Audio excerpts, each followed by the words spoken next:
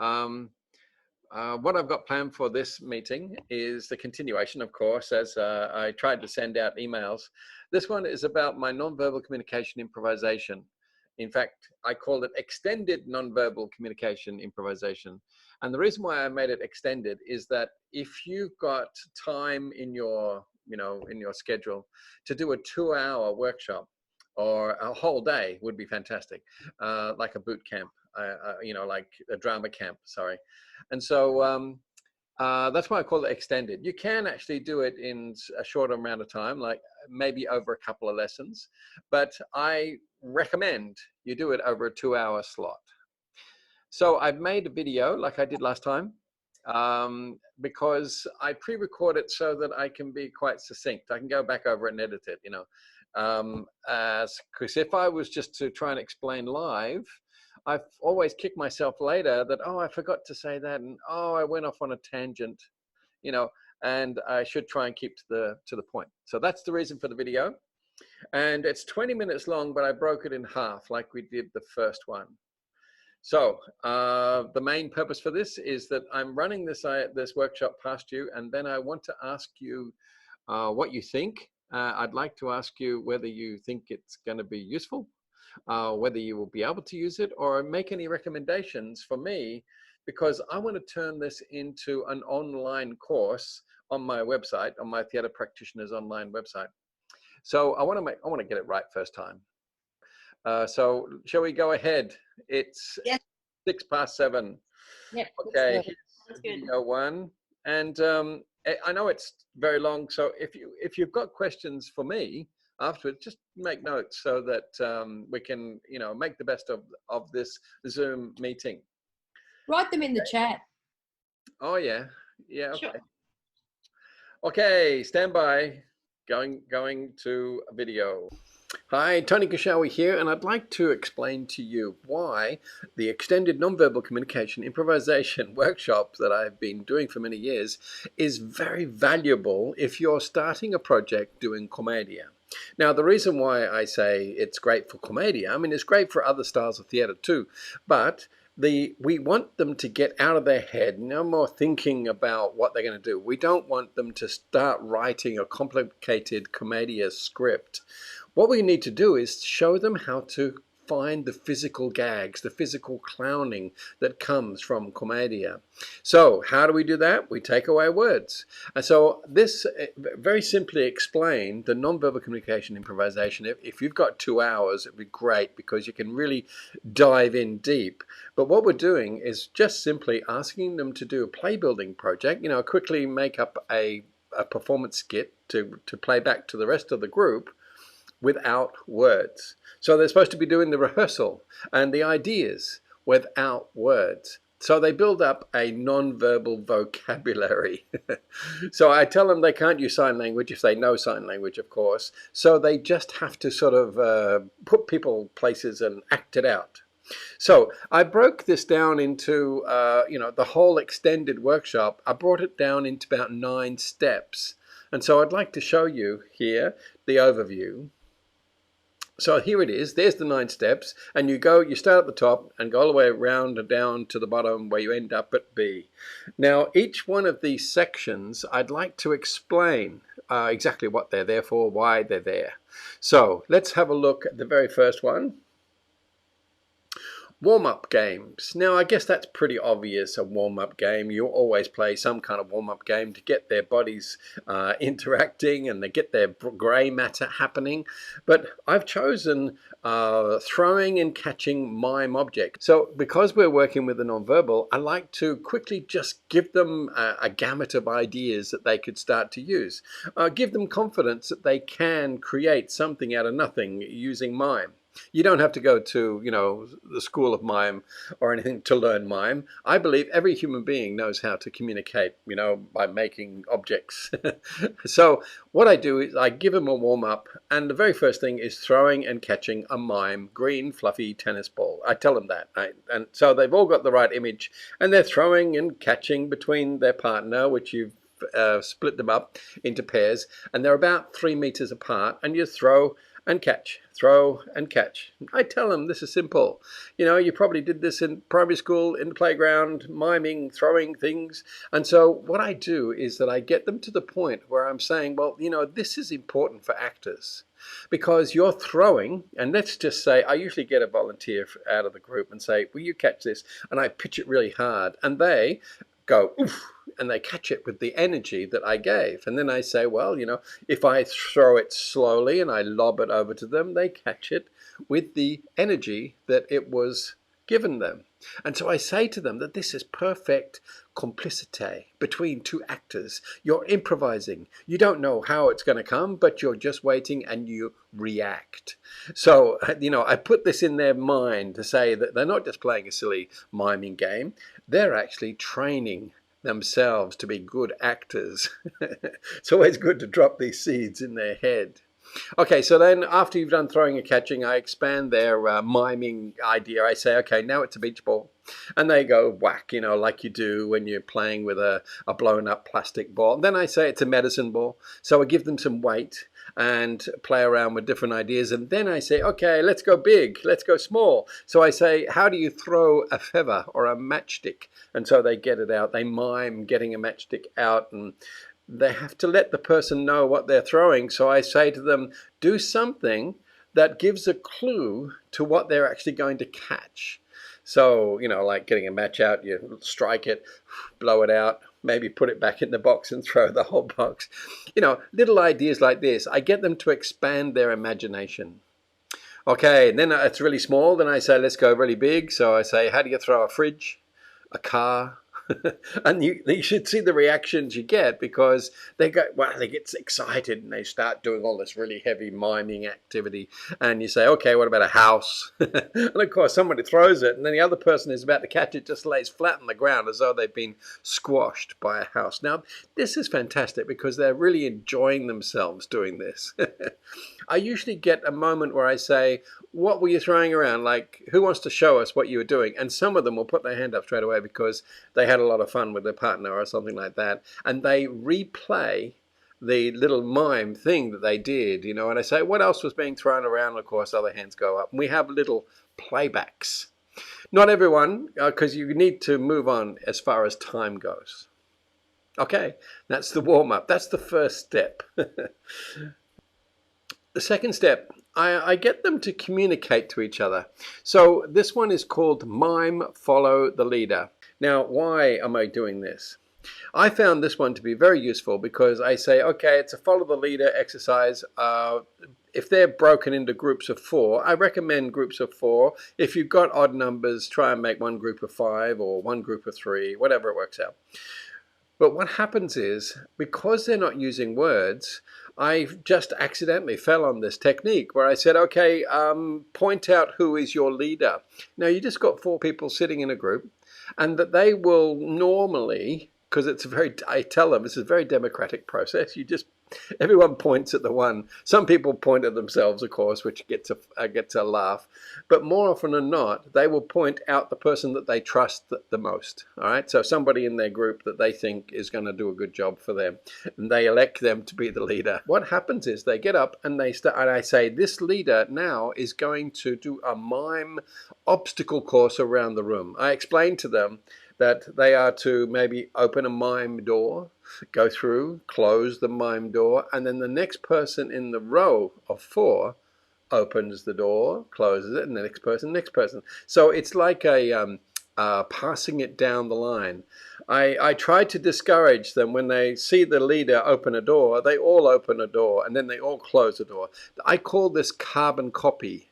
I warn them. I say, we don't want that. We want them to, so if someone climbed in a window and then closed it, then the next person opens it, climbs in, closes it, next person, and so on. Maybe I'm going into too much detail here, but the benefit of this is that they are passing it down the line. They are communicating mime ideas. That's the most important thing. Because if the leader does something and the others don't know what they're doing, then the leader has to think, maybe I need to be more clear with my mime idea. Okay, so let's go back to the next slide. Now, after they all had a turn, and I'd like to go back to the follow the leader because they all get a turn to be leader. So that was the very first half. So that was about 10 minutes long. Any thoughts? Any thoughts? I can absolutely see that, like, verbatim in my classroom with all the students, regardless of their age. I can see the little people joining in with that, and I can see my much older students kind of like standing around looking at me strangely for a little while, and then getting into it, and getting a lot out of it. And that's just your warm up. So yes. I agreed. I thought that was awesome. I wouldn't have even thought to, like, do they talk at all, really, like during this workshop, or is it pretty much just the instructions at the beginning and then so? Yeah, depending on the where they're at or what age group we're talking here, I usually let them talk. I discourage them from talking, but the next half that I'm going to take them into, which is the play building section, I say absolutely no words. So I actually sort of say, okay, from now on, no words. It's absolutely a rule, you know, and I even threaten them with masking tape if anyone can't resist to be able to talk. And so, yeah, I usually just bend the rules during this follow the leader game. I also encourage sound effects, which I didn't mention in my video. So even if I make a video, I forget to mention things. Sound effects work really well. or in the game, or in both. Sorry, say that again. So sound effects in the game, in follow the leader, or in both. I mean, because I could absolutely, if you're going to get splattered by a house, that is going, especially for a small person, that is going to make an enormous squelchy sound. It's going to be a really hard thing to... Yes, the sound effects seem to come naturally with the obstacle course of the follow the leader game, because if they're opening a door, I tell them make it a squeaky door. You know, even with turning the handle, I go, you know, make them make sound effects. Because later on, when they're starting to build scenes, I get them to do things like someone arrives in an ambulance, they go, ee-oh, ee-oh, ee-oh, like this. And this kind of information is very valuable.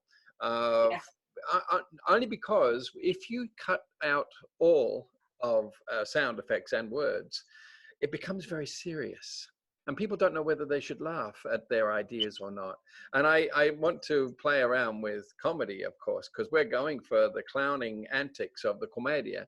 So you must allow them to make fun of their miming antics. So that's a very important point. I should have mentioned that in my video. Must encourage sound effects. Any other questions? Nope. Shall I play the second half? Yeah. Sounds good. Okay, stand by. So working with shapes. So now what I tell them, I get them to sit down. I'll get them to stay in their group because obviously they've gone through a bit of communication. They're starting to build up a language between each other. So I say to them, you're in your group now, and I give them each group as they're sitting on the floor. I walk around and say, you're the square, you're the triangle, you're the rectangle, you're a star, you're a circle. Now, they're looking at me strangely saying, well, what does he want us to do with that? But I just tell them that they are to now spend 5 minutes. I only give them 5 minutes to quickly work out a presentation back to the rest of the group. In other words, they're to rehearse something to play back, and I'm giving them the shapes as a starting point. And I tell them, well, you know, a shape, what do? You get up with your bodies and you make shapes. You know, if you're a square or if you're a circle, it could be a clock on the wall or it could be the sun. You know, you can actually use anything that comes to mind given the shape that you've given. And so I then say, okay, the best way to start is to stand. Now, there's no leader now. The leader has been dropped, but now they're all just standing like a group of 4 facing each other, and they shrug their shoulders. What are we going to do? I give them a bit of time.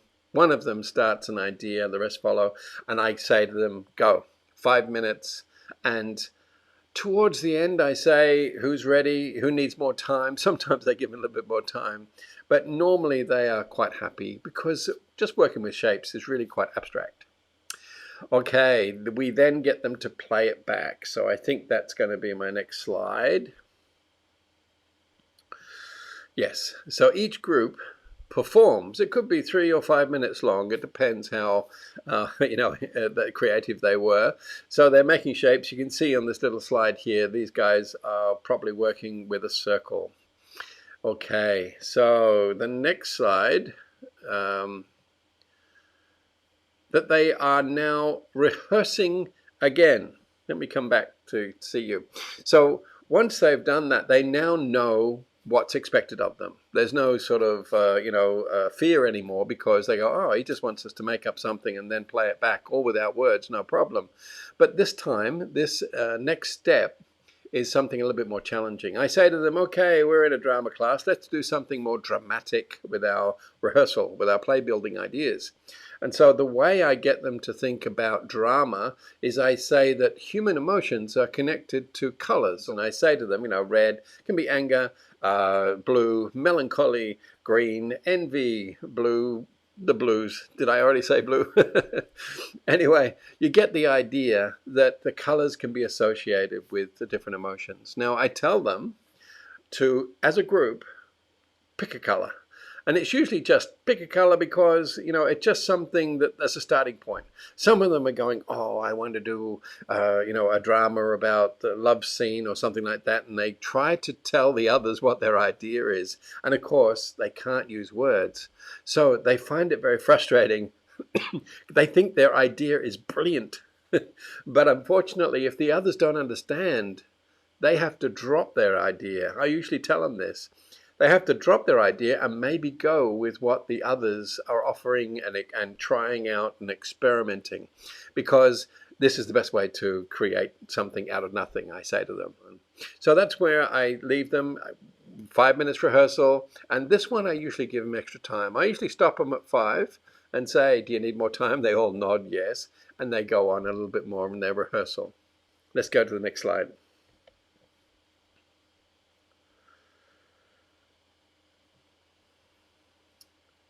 Playback. Yes, this is where we give them like 15 minutes. You can imagine that each group gets up. So if you've got a group 5 groups of 4, it's going to take a while to get through to each one. So what happens on this one? So I say to them, yes, you're going to play back, but I kind of stop them, I introduce them. Even in the first one, even in the first shapes performance, I say to them, where do you want your audience? Now, they kind of look at me and go, well, they're just there, they're fine on that side of the room. I say to them, no, it's really good if you can be creative with the placement of your audience. Now, this is a bit of a spanner I've thrown in. They're looking at each other. So they were just ready to perform their rehearsal without words. And all of a sudden, I'm asking them to do something that they hadn't thought of. And then one of them in the group gets this little light bulb and goes, I know, we'll put them in a circle because we're the circle group. We're going to have theatre in the round. And I say, well, tell your audience where to go, without words, of course. And they, move the audience around like traffic cops, waving them, come closer, go further back, and so on. The others in the group sometimes catch on, or more often than not catch on, and then they help the first one that had the idea. They go, oh, I see what they're doing. Yes, of course, and they start doing what they're doing. And they're just about ready to perform. And I interrupt them again and I say, can you introduce your piece? Now, they hadn't thought about this either. And so they look at each other, and some of them will start acting out, maybe even making the shape or showing the color or something like this. And this is great because now they're freely improvising. They've got their performance that they've been rehearsing ready, but the preparation of the audience, the introduction, is all fully improvised. Now they're pretty warmed up. They've been working together. They've been, trying out lots of ideas. They all know each other quite well by now. And this is very valuable because now we're watching actors freely improvise. And that's where Commedia can come in once they know their characters and they know their prepared skit. but sometimes the unpredictable happens, but they're willing to go with what's happening with their audience and in the space. Okay, let's go to the next slide.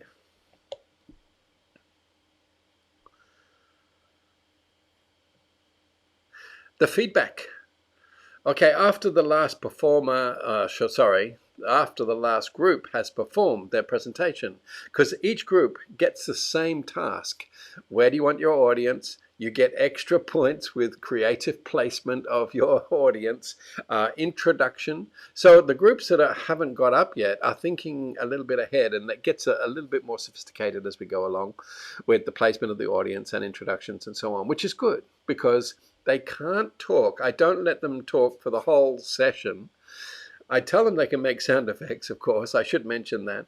But they can't talk during the watching other groups. So they can't pre-plan by whispering to each other. I discourage it absolutely.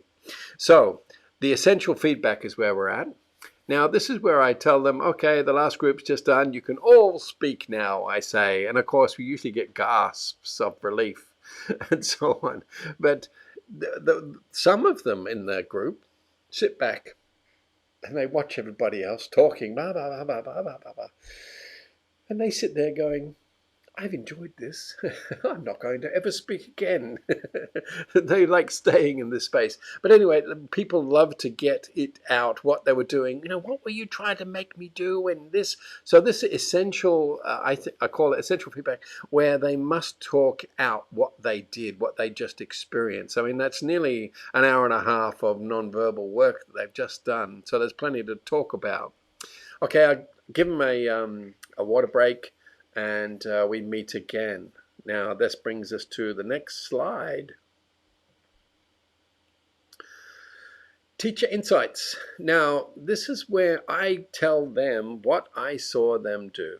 Now, it's only 5 minutes here, but I tell them I wasn't really interested in the presentation you were doing. I was more interested in how you work together as a group or not. And so this is sort of just a, you know, like they all go, huh? What? You weren't really interested in our, you know, creative improvisations and what we created? I said, no, I was watching how well you work together. And I explained to them why I said to them, where do you want your audience? I wasn't just being annoying for being annoying. I wanted to see how you as a group work together, thought about, you know, the light bulb come up. Of course, most of them were supportive with their fellow because they're all the same age and they usually, you know, they know each other quite well. And so it's usually a positive observation that I make. And then I say to them, the introduction, I like to see you think on the spot and how well did you pick up on each other. Like one of them made a triangle shape and then the next went, oh, that's a good idea. And they picked it up and copied it, but they made it a triangle with maybe 2 or 3 other people. And so they were creative on the spot. That's where I was going with this. This is what I wanted them to do. Okay, now the final part, which I call the mini survey. Now let's go to the next slide. This one here, there it is, mini survey. Now, what does it mean? You saw there that there were 3 clown types, the adult clown, child clown, and simple clown. So I actually break this down to them. I say to them, okay, let's analyze how you behaved in your group. Now, you could behave differently in different groups whenever the mixture is, but I ask them how they reacted. So a quick survey. I sit them in a circle, of course, because of the essential feedback, they're still sitting in a circle. And I say to them, who in the group was the bossy one? And of course, you know, can see them looking at each other. It's always good to get them to sit together in the circle in the groups that they were in, because they kind of like talk to each other and go, you were the bossy one. You go, yeah, it was me. I admit it. I was pushing everyone around, doing all the ideas. So at first they think that this is not a good thing to own up to, but I tell them it's okay, because when you work in an ensemble, you need different types of people. You need someone who says, come on, we need to get moving. We stop mucking around. We need to rehearse. We need to start from the top and work again. So I tell them that these are good people to have in your group. Then I say, who was the one that was always mucking around, never did the same thing twice, to the frustration of the bossy one. And of course, they all laugh and go, yeah, it was so-and-so, or it was me, or something like this. This is good. I say to them, we always need someone who can make the audience laugh. You know, someone who is a natural clown, a comic. And so I say that they are very valuable to have in your group. And then the third one, I say, who were the people in your group that didn't know what was going on? It was like, you know, you saw all this miming going on, but you didn't know what the hell was happening. And you end up being used, like, just stand there. And, you know, and they open them up and go, oh, I'm a door. You know, so they get used for different things. And of course, they own up, and or people dob them in and say, yes, this is I didn't know what was going on. It was so frustrating, whatever they want to say. Now, this is where I say that this is the most valuable person in the group. A lot of people go, what? What do you mean? They didn't know. They didn't contribute. They were a waste of space. And I say, no, no, no, no. Just because they were confused about what was going on doesn't mean that they are no good. These types of people are wonderful because I call them the simple clown, the innocent. It's like the Buster Keaton. He's always wide-eyed and innocent and a victim. And you need these kinds of people as actors in your troupe because they are the best ones to play the protagonist. I don't mean that they're the star of the show. What I mean is that the audience's heart will go out to them because they wear their heart on their sleeve. So I say these are very valuable people in your group. And so now you've actually got this group of kids all sitting around going, you know, really? And they're looking at their friend with a new level of value to bring to the drama class. Because, you know, most people think that the biggest, loudest actor, the most confident one, is the one most likely to succeed. But that's not necessarily true. I say to them, you know, one tires of loud projecting actors. Sometimes we need a little bit of sensitivity and something to draw you along in the story. Okay, so that's the three. I'll just play that again so you can see them there. The adult clown, the child clown, and the simple clown. So, thank you very much. If you stayed to the end, congratulations. There we are, that's 20 minutes. And so I'd like to go into some more detail. Let me just take you back to our slideshow. I want to go into more detail with the teamwork experience, the mime follow the leader, because even though this is just a warm-up exercise, it's very valuable to watch how students work together, you know, the ones that can and the ones that can't.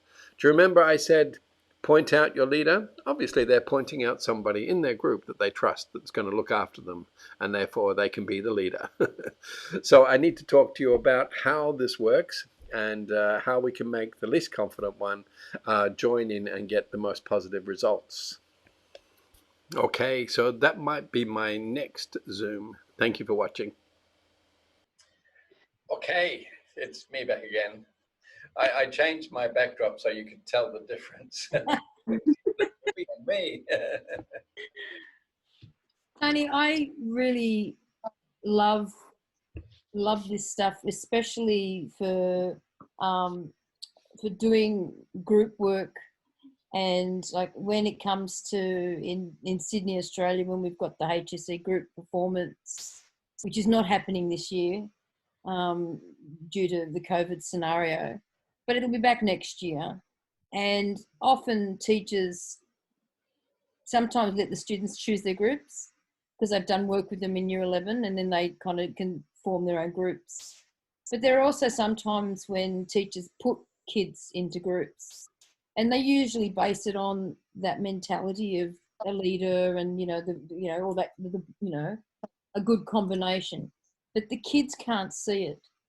And so this kind of exercise, if it's done early, if it's done in, all throughout, so that kids can understand that, these are the kinds of people that you want around you, and that they even look at their own social group. Look at your social group. Who is the clown in your group? Who is who's the one that you guys look up to? Who is, so when you extend it to their own experience, but then bring it back into the drama space. I think this is, it's a really lovely kind of step-by-step process. And I also think that a lot of teachers forget this kind of stuff. I guess this goes back to what we were saying last week, Holly, when you go, oh my gosh, yes, of course. You know, and you know, I listen to this, I've heard this a lot of times, and I forget stuff. But listening to this again, I just went, this is really lovely to work on social dynamic and on getting students to look at each other as people. I think students forget to do that. I think it absolutely makes everybody within the space equal, and I think that's an awesome thing to be, because if you're all equal and you're all participating, even if you are non-participatory, you are still participating. Do you know what I mean? So whatever you're bringing is valuable and equitable, and I think that's an amazing dynamic to have in any work environment. But for students, I think it's awesome. Okay, Madison, did you have any observations? I just think there's some great ideas in there. Even just I'm going on a school placement soon, my final placement, and just I know that some of the groups are doing Commedia at the moment, and just I've just found so many new ideas to use with them as well. And I love that they, you know, what you're talking about, you girls, about the relationships they discover with each other, and what roles they have in those friendship groups, and discovering those through mime as well. And, you know, they don't even need to talk to figure out who's who. And yeah, I just think that's really cool. Yeah, I think the feedback at the end is very valuable. So if you think of all of the exercises through my little step-by-step, is just little hoops and hurdles for them to go through to come to the end result, which is to value each other. I think that's the main point. I've tried to teach this to teachers, and what they do is that they just take pieces out of what I'm doing. And I go, well, that's not really what the point I was doing, you know. So I'm glad that you guys get to see the value of creating that even playing field. And as I mentioned at the end of the video, I said that I'd like to do the next Zoom meeting concentrating on the follow the leader exercise, because I skipped over it just as an exercise with all the others. But I found after doing it many, many times, I get to see the results of, you know, how, you know, I might go to one particular school and they didn't have drama, and I'm just showing them very basic exercises, or they're expressing themselves just very basically. Whereas I go to another school and they're quite experienced, and they, you know, have much more freedom of expression. But I found that this non-verbal group, so I said to them, you can't speak. So I say to them, I just thought off the top of my head, you just have to point who the leader was. But it had an amazing effect, because yes, they chose the person that they believe they can trust, and that person becomes the leader. But then they get up and they start and they form a natural little order. So the leader is number one. The person who gets up second is number 2 and 3 and 4. If we're looking at just groups of 4, it can be a group of 5. But I found that the confident one is the leader, and then the second one was the person who got up who thought they should have been the leader. So they're going, I could do this. And then of course the third and the fourth, and I always notice that the fourth one is the least confident. Now we're talking about random groups that we just made up here. So, you know, I'm being very generalized here, but I found by the end of the exercise that the last person to have a go at being a leader, because they all take turns as they go through, the last person was the least confident, and they kind of like had run out of ideas because the others had done them all. And there was like this real feeling of, oh, I'm no good at this. And so I changed the way I offered that class. And I never would have fallen on this if I didn't have the opportunity to present it regularly to many different schools. You know, you get better at it the more times you do your exercises. So I like to share this observation next Wednesday. It's an advertisement for next Wednesday. I have one question. And when you do this, Tony, have you, because it is non-verbal and yes, you're using sound effects, but everything else, it's in silence. Do you ever use music to kind of... I was going to ask that as well, actually. Yeah, I was just thinking it may give confidence to those who are less confident, because even at a beginning stage, it kind of masks the silence. Do you know what I mean? Have you ever? No, I haven't ever used any music. I've never thought of that. It'd be interesting to see what happens. Yes.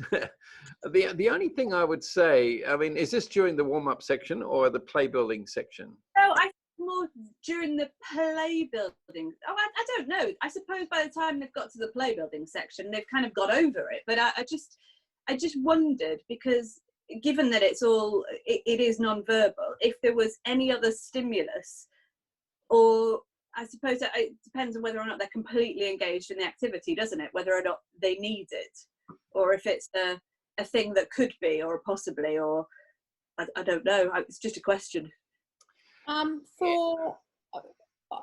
If I can just add something there, for I guess your less able students and the students who might be even new to drama and they might be struggling with some ideas, that door exercise, if you ran it and you played like some really eerie, mysterious kind of music, you would get one play of the door. Yeah. If you did it where it was, I don't know, like Benny Hill fast music, that would give you something else completely different. Again, it's non-verbal, but for your less able kids, if you wanted to use that kind of, or even just a sound effect, which is what Tony suggested, using sound effects anyway, so you could do the creaking of the door and all that kind of stuff. But if you had music that was underneath and then they still went, or whatever the case was, that could work really well. There's a really cool app that's called Dramatic Plus. Called what? Dramatic Plus. What does it do? It's a sound effects app. Oh, cool. And it's like $1.49, some really random price. But I use it. I can walk into a classroom and I'll have my own applause as I'm walking through. There's like fail music and even if they're doing something, and I'll just put that on. And there's really cool intro music, like to a chat show or an awards show. There's also really great music to get them just to move to, and it's all different styles. So it's something as a drama person just to explore and play with that. But then, you find one or two. There's a really nice mysterious kind of one, so you could sort of be playing that as one group was doing what it is they needed to do. But I would use it personally with really like low ability kids who really struggle, or little kids. Yeah. Older kids, I would keep it kind of pure. Let them deal with silence. They're so, in their world, to actually be able to work with nothing it's beautiful. Yes. I think I'm just trying to make it work for the whole, because I teach the whole spectrum, and I'm thinking, how can this, and if I can scaffold it in a way that everybody can do it, that'd be amazing. Yeah. Well, yeah, you can actually introduce it in the younger years, and then get them to become more sophisticated as they're going through their years into, the final years. Because I say to them, hey, it would be silly for us to rehearse and practice without words every time we try and do play building. I said, it would be, why do that really difficult thing just to come up with some ideas? But I say to them, understand the value of getting up and just doing, rather than sitting down and writing it all down and just thinking about doing. So if you inject the idea that if you just get up and try things, you get much more productive and a better product if you're actually physically relating to each other in the space. So, you know, what if you instill that in the early years, that playfulness of creating something out of nothing. I was thinking of calling it something. Well, I was thinking of calling it like throwaway theater.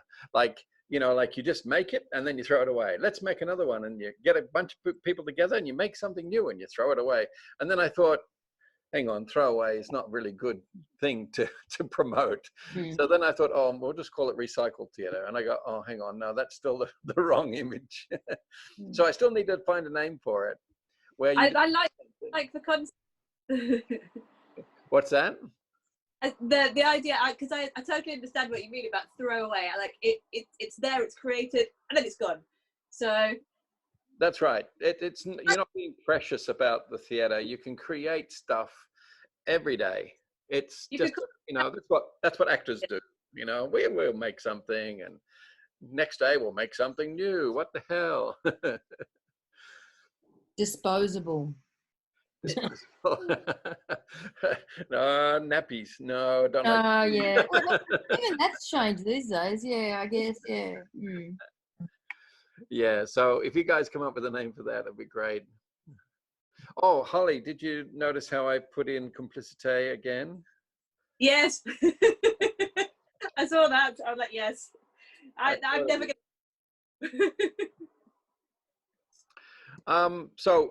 I did write some things to mention. Well, we did talk about the value of each person in the group. I'd like to go back over that just as a final, or maybe not final, but I'd like to say that if you keep encouraging the value, and some of the techniques I use for everyday behavior is that you're to say thank you to each other every time you finish an exercise. I think this is very important. This encourages students who, you know, might be a little bit on the edge of saying, oh, I don't want to work with that person. You know, they don't wash their hair, or, you know, that kind of segregation that happens at school. So the more you get them to acknowledge each other every day in every exercise, I think is very, very important. And also asking them to say what they liked about what they just did to each other, rather than what they didn't like. I don't know whether you've experienced this, but after an improvisation, you say, well, I really liked it when you crawled under the chair, and then I was standing on top, and I looked down and you looked up, and I really liked that, right? So they acknowledge what they like. I say, don't talk about what you didn't like. So when that person says, they might say, I didn't like it when you walked behind me because you were blocking this, and the audience couldn't see it because of that. So that's the conversation they're having, where they are pointing out the things that they don't like. So if you encourage, say what you like, even if it's just a silly exercise, it doesn't have to be about rehearsals in a large production. It can be everyday improvisations. Just say to them, say thank you, and tell the person what you just did, what you like. Now, after a while, if you keep that up, after a while, these students build up an opinion about what they like about theater. So, you know, imagine a couple of years go by and someone says to them, oh, so why do you do drama? They'll just rattle off all the stuff about what they think the value of drama is in their life, you know. So, and that's what we want from our students. It also helps, I wrote that in the chat, with this idea of experiential writing, because students have to often write about what they've done in the classroom.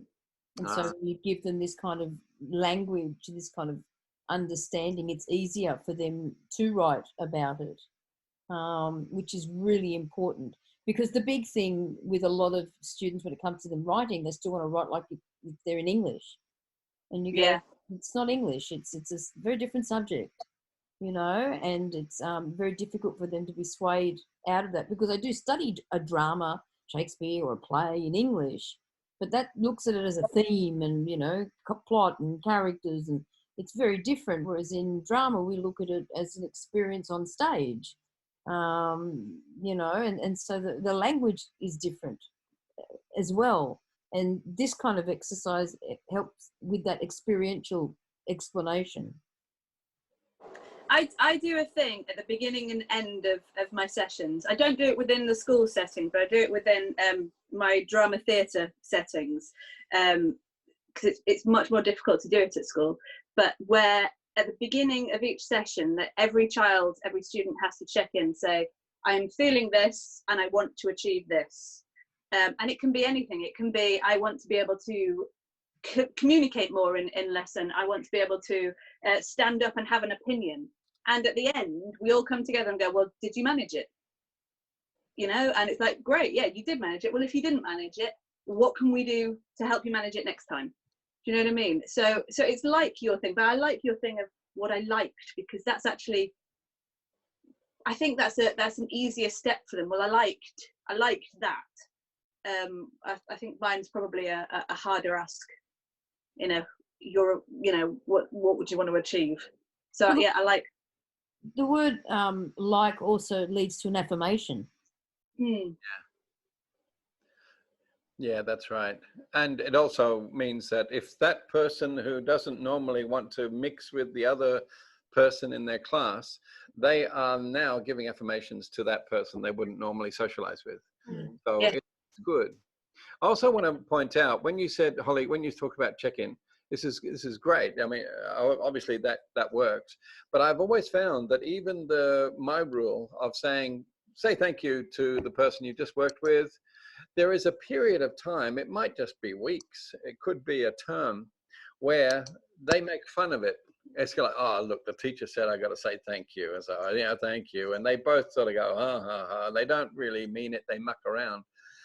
But there is a point, if you keep it up as a teacher, if you make it a ritual, there is a point where they actually start to say it honestly. You know, Yeah.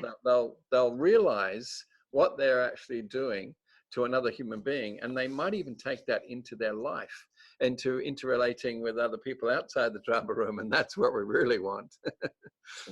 Yeah. Oh, great stuff. Okay, so any other questions? I guess my question to you is, should I put it up on my theatre practitioners online as a course? I will make it longer than 20 minutes. I try to briefly run down what was in it, but you know, do you think it'd be worthwhile for me to put up? Yeah, absolutely.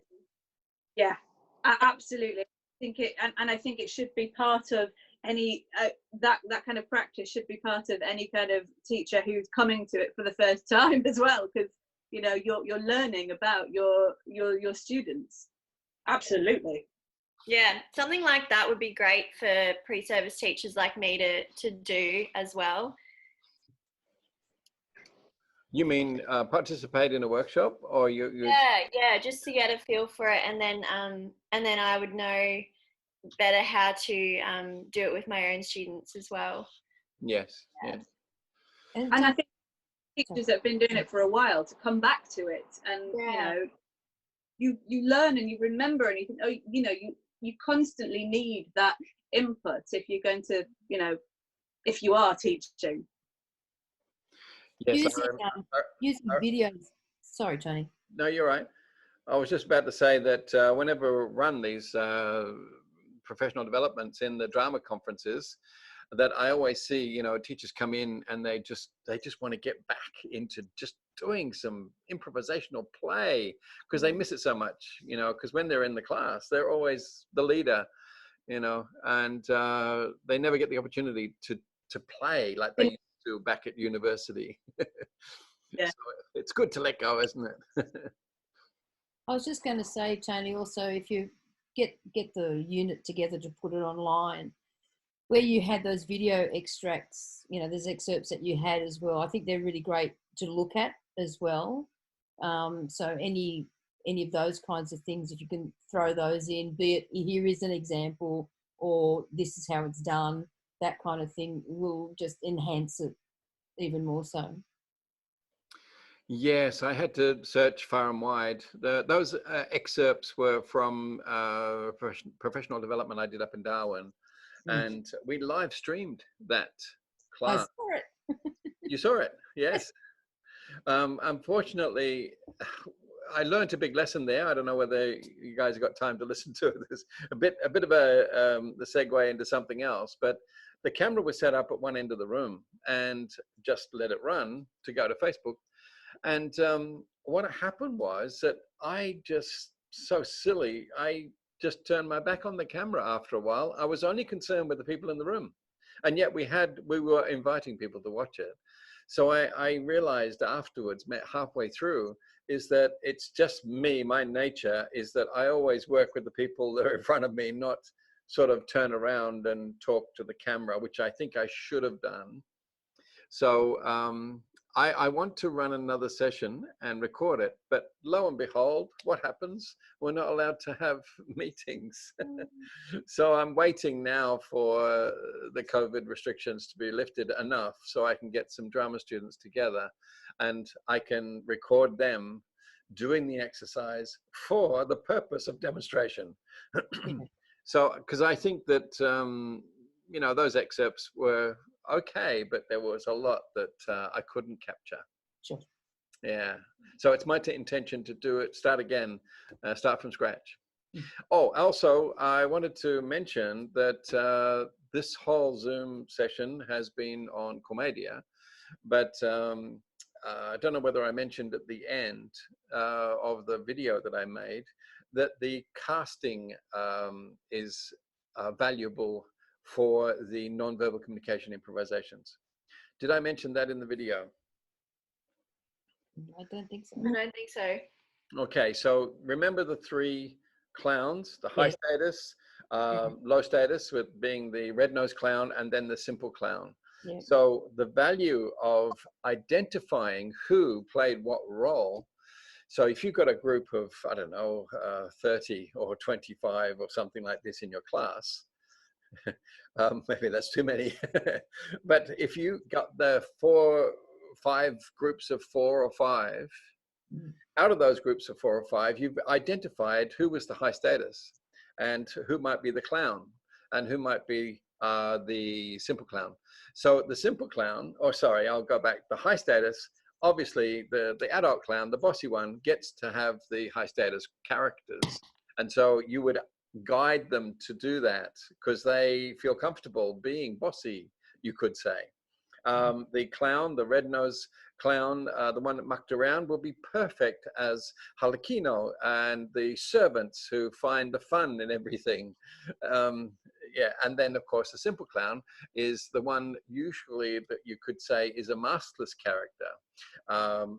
Traditionally, it might be Pierrot with the white face and the white costume, but you know, you might not fit that into your play every time just for them.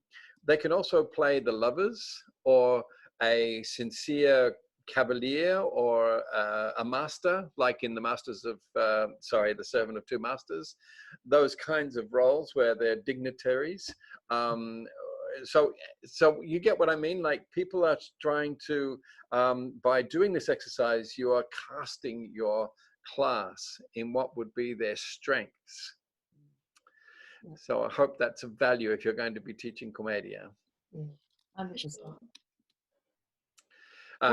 You can also use this exercise for non-Commedia as well. I use it for orientation for rehearsals for any play, really.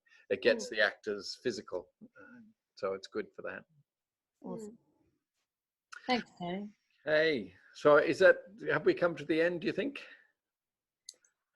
Yeah, I think that's a nice natural ending there. I think we've got some really great ideas so we can go and play with now, that's for sure. Looking forward to next week to get another couple of ideas to play with. Oh, I forgot. You look, I got it written down. Yeah, I know. If you want to get the workbook, it's actually exactly what I've done in the 20 minutes. It's all here, and it's on Amazon. It's $11 for an ebook. I think it's about $25 for the paperback.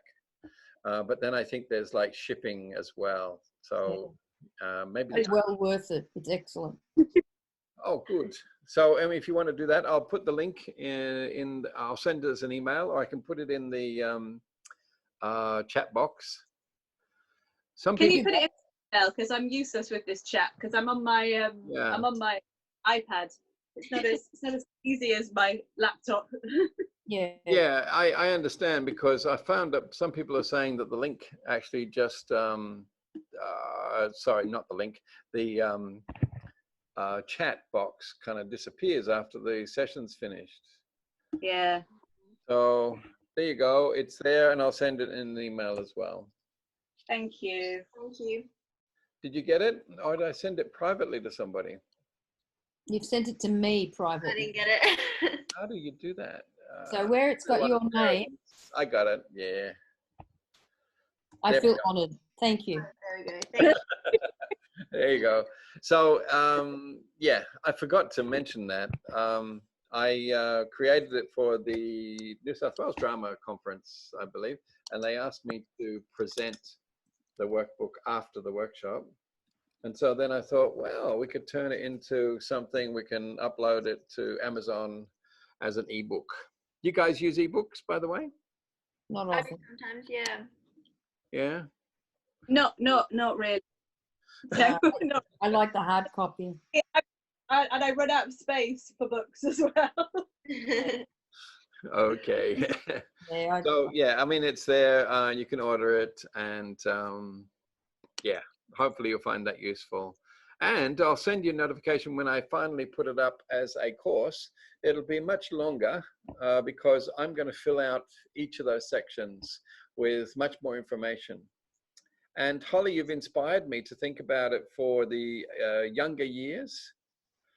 I think it'd be awesome, and because I think they would play a lot more naturally without any of the hang-ups that the older play with as well. So by the time that they come to studying it, they've already got the game. Do you know what I mean? That's right. Yeah, I think that's that progression through the ages.